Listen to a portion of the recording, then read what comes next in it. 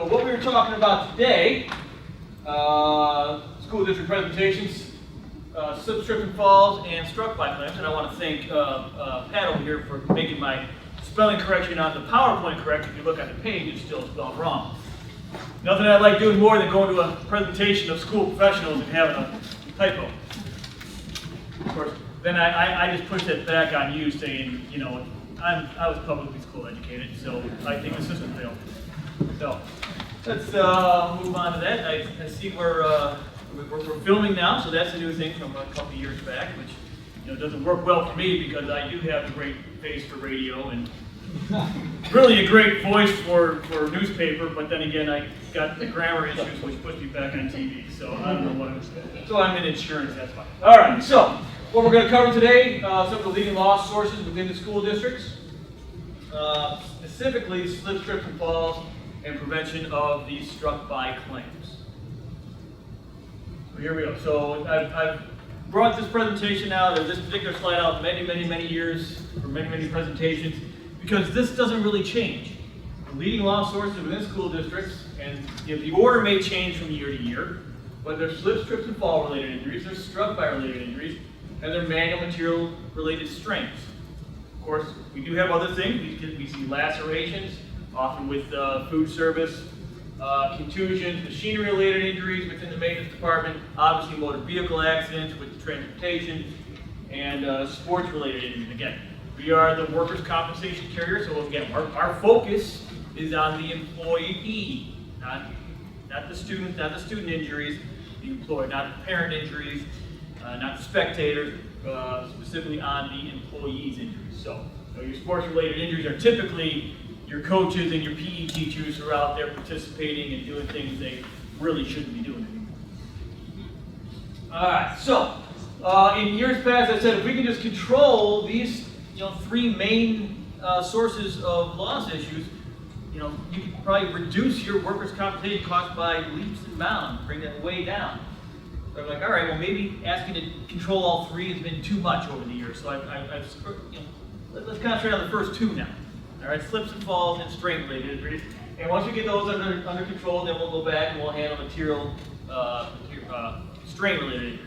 So, within slips, trips, and falls, why is this such a difficult topic or difficult loss cause to control? Because there's so many ways that people slip and fall. Slip, trip, and fall. We've got falls from snow and ice. We've got falls from water on the floor. Falls from paper or debris on the floor. Falling down the stairs. Falls on the playground or in the gym or out in the field. Falls in the kitchen area of the cafeterias. Falling off buses. Falling over students who are crouched down or running through the halls. And of course, falling from heights, including ladders, and other things. There's a presentation that I give to teachers occasionally, and I put a series of quizzes within there. I got one of the slides from there. Some of you may have seen this one before, because I often go to this one. So I give teachers a little quiz. Which one of these is a proper ladder? A or B? Obviously, we see a lot of injuries with A. I don't see as many with B unless they're using B improperly. And I've got like 4 or 5 of these things just to drive my point home that when we are getting elevated, when we are elevating ourselves, there are certain things we should be using to elevate ourselves that are designed for that reason. A chair, a table, God forbid a chair with wheels, because yes, we've had those claims too. Those are not what you stand on to reach up high. So why do people do it? Well, quicker, it saves time. I just need to do this for a second. I'm not going to run all the way down the hall to find the ladder, or I'm not going to call someone in maintenance to call the ladder, or call someone in maintenance to bring me a ladder, or whatever. So these are the things we have to try to combat, either from the mindset of the person who's not following proper rules, or make it so it's easier for them to do things. Does that mean, Tom, do I got to put a step ladder in every single classroom? Probably not. That seems a little excessive. But in all the utility closets, is there a step ladder that's easily accessible that a teacher can get to, or a maintenance person can get to? Now that's a little bit better. making sure they know where it is, how to get it, do they have a key to get it. Everything that you can do to give them the opportunity to do it correctly. And then, of course, telling them, like, you know what, I don't want to see this. Or I was on one school visit, and it was it was a meeting right before school started, so late August.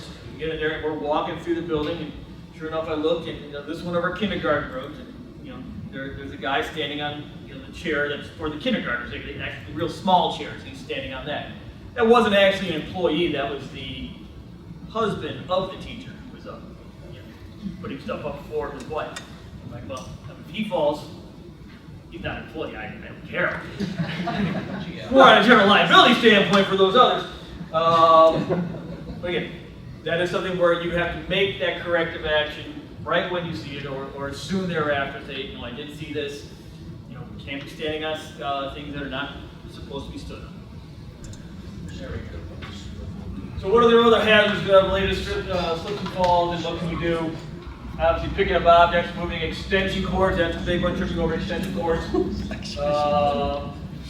Wet floors, wet floor signs, keeping aisleways clear, clutter. Even getting into your offices, are you leaving file cabinets open? These are all common things. They're always going to be there. As we move more to an electronic society and we use less paper, maybe we use less file cabinets and there's less file drawers open. But there's always going to be file cabinets, there's always going to be file drawers. Always a way to trip over them. Taking a look at the changes in elevation within your building, the outside. Our presentation talked about that, where they had a step that they painted yellow, but it did not prevent the injuries. So eventually, I'm sure it wasn't done, over a weekend. They had planned, all right, let's plan to get rid of this hazard and redo the wall. All right, so who should be trained when we're talking about slips and falls? Well, everybody. Everybody should be part of everybody's training. Now, this is not like your, teacher improvement training that we have several times a year. We're not really teaching any new skills that they shouldn't already know. This is more of a reminder, a refresher training. Hey, we are looking out for this stuff.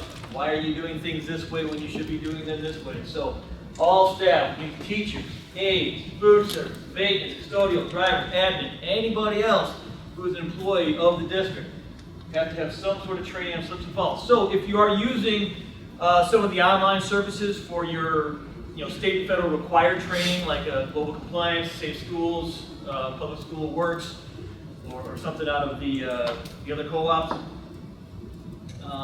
see if they have within there one of those elective courses on slip, trips, and fall prevention. Right? Because it's not a required training. It's not going to show up as one of those, you have to have this every year or every 2 years or every 3 years. It's going to be an elective that you have to throw in there. Right? And maybe, if you're having a real issue with slips, trips, and falls within your district, maybe you don't put it as part of that big block of training they got to do, between August and November, and they keep getting reminders to do this training. Let's pull that out, make it something separate, especially if you need to focus on it. I mean, all training is important. All school improvement stuff is important because it does represent, a change, things that you need to do differently. But there's certain things you have to, pick and choose what you're going to emphasize throughout the year or certain points of the year. Good time to work on your slips, trips, and falls training is getting November, December, January, when we start hitting the winter months, because we got snow and ice, right? So we can talk about the slips, trips, and falls on snow and ice, and also talk about that within the building. Again, talk about transitions, elevations, changes in flooring, all that stuff. So all of those slips, trips, and falls. So when I'm walking through buildings, and I'm guilty of this too, because I've walked through a lot of buildings, and I will sometimes myself even glass over some things that, all right, that is a slip, trip, and fall hazard. The slide they put up with the step, all right, well, they painted the step yellow, so that's magically going to stop people from tripping over that step, right? No, it doesn't, because although a lot of people do walk, keep their head down when they walk, some don't, some are distracted, talking to the person, most likely looking at a phone or a device while they're walking, and they'll hit that step. But your job is when you're walking through your own building, look, some of these things that you gloss over, day after day, year after year, you know what? That is something that could cause a problem, or maybe it's something that deteriorates over time, like tile or carpeting, or even just a transition piece, that tends to deteriorate over years, over time. Saying, all right, time to look at that. That is an issue. That's going to cause a slip and fall. That's going to cause a slip and fall. Your snow and ice areas in the parking lot. Potholes. Now's a good time to assess your pothole situation. There's a lot of cold patching going on. Actually, I think asphalt plants are still open, so you can actually get some hot asphalt in there, or if it's just a pothole, some cold patching done. Anything that is retaining water after a big storm is going to retain ice in the wintertime. So that's going to be a problem area. So look for those low-lying spots within the parking lot, on the playground. And those are going to be areas that you want to try to either level out, change where the water flows from, or somehow, some way warn or protect that spot from causing employee to slip and fall on. So that may be, all right, well, obviously we can't replace the whole parking lot right now before winter. So by this pothole or with this indentation that contains water, we're going to have to put some cones up and keep them up to remind people that this is going to be a slippery spot. Water accumulation on the floor near entryways. Again, in the wintertime when they're kicking off the snow and ice, that's going to be a hazardous area. Near water fountains or in the cafeteria where spills are often happening. Kids spill their milk, their juice. Food gets on the floor. It's a huge slip and fall hazard, especially on a tile floor. Of course, we don't want to put carpeting in the cafeteria area either because that would just be awful. But walking through these areas, where are the hazards? Identify them. You're always going to have spills in a cafeteria. All right, anyone that has kids. I mentioned the floor transitions, carpet to tile to hardwood, stairs. In some types, even the tread, the non-slip tread that you put on stairs. Sometimes people get their foot caught on those. They go over on that. Good housekeeping is always probably number one in trying to prevent slip, trip, and fall. Keeping these hallways clear, keeping your stairways clear, keeping everything out of the way. Walkways, things on walkways cause tripping hazards. Placing water-absorbing floor mats on the entryways, or something that's going to attract or pull that water together so it's not going to cause a slip and fall. Proper drainage, again, proper drainage with melting snow. Look at your downspouts. Where are they exiting out to? I had one building that was in the school, the downspout went down right into a sidewalk that they used to cross between buildings. So of course, December, January, February, there was always an ice slick right there, a very thick, like a 3-inch ice slick on this sidewalk where, just throw a little bit of salt down, not gonna do it.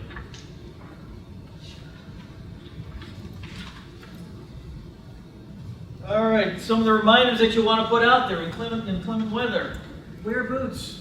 Right? There's no crime in putting on boots, wearing them to school, and then changing into your dress shoes once you get there. This goes for men and women. If you're wearing dress shoes, wear dress shoes with rubber soles. Avoid wearing the high heels or leather soles because they're more slippery. Especially when you're talking about walking, you walk into the building and you walk on the carpet that absorbed all the water. Now your feet are all wet, and now you take the one step onto the tile that is still a little bit damp, and you end up slipping. One of the schools here, I can't remember which one, they had tile. They decided, no, we're putting carpeting. Or no, they had tile. And it had slips and falls. So no, we're gonna put the mats in. So they put the mats on. And people stop slipping and falling all the way up to the end of the mat. They start slipping and falling right at that point. So we get a longer mat. All right, forget it. Now we're just carpeting the hallway. Like carpet the whole hallway. Obviously, keeping shoelaces tied. Teachers run around telling students this all the time: tie your shoes, tie your shoes. Watch the teachers as well. Let's see, and maintain your footwear in good condition. Worn out boots. Again, ignore the maintenance guys. Some guys don't wear those boots. I've been wearing these boots for the last 25 years. It's time to replace your boots. Wet floor signs out. Of course, those are helpful. Only if you remember to take them away when there's not a hazard anymore, because any wet floor sign left out indefinitely becomes part of the landscape. And just another one of those things you just ignore. Some of the more high-tech floor signs have a flashing strobe light on there, so you can't help but notice it, and make sure you want to get that out of there when the slip hazard's not there, because you want to stop that strobe light. Again, we Can't emphasize enough, proper shoes in bad weather. Walking through the slippery parking lot while carrying heavy objects. So that's what you're going in and out, carrying heavy objects. There's no harm in them pulling up, dropping off their stuff, and then going to park. Let them know that. Maybe you get a student to help. Again, I'm not concerned about them pulling. Don't be aware of spills in the cafeteria, make sure they're cleaning up, and distracted walking. We talk about distracted driving all the time. It's distracted walking now. You see it in the city, you go downtown Peoria and people at lunchtime, they are looking at that phone and not paying attention to anything going on around them. You see the same in schools. All right, let's jump on to struck by prevention. The most common area we see this is related to children striking teachers or aides, either intentionally or unintentionally. Happens most with those assisting in special needs programs. Happens with those involved in breaking up fights of students. We've seen that as well. Can happen while participating in sports or recess. Between the sports and recess and those working with special needs kids, those are where we see it the most. In which case, they're out there, either they're monitoring recess, not watching, and all of a sudden a ball comes by and hits them in the head. I would say that they're not watching those people, they're watching over here. I'm not saying that they're not doing the duty while they're out there watching during recess. Or they're participating, and they get hit in the head with a ball, kickball, soccer ball, basketball, dodgeball. Let's see, being run into in the hallways, another struck by claim. Again, we all have the rules about running in the hallways. We're going to keep those. That's something that you teachers don't let a blind eye to. They do still stop kids from running in the hallways. But kids are running and step out, boom, they run right into you. Within the maintenance staff, just they're working with the hand tools, working with the power tools. That's where we see a lot of struck by claims. So make sure that those instruments are in proper working condition.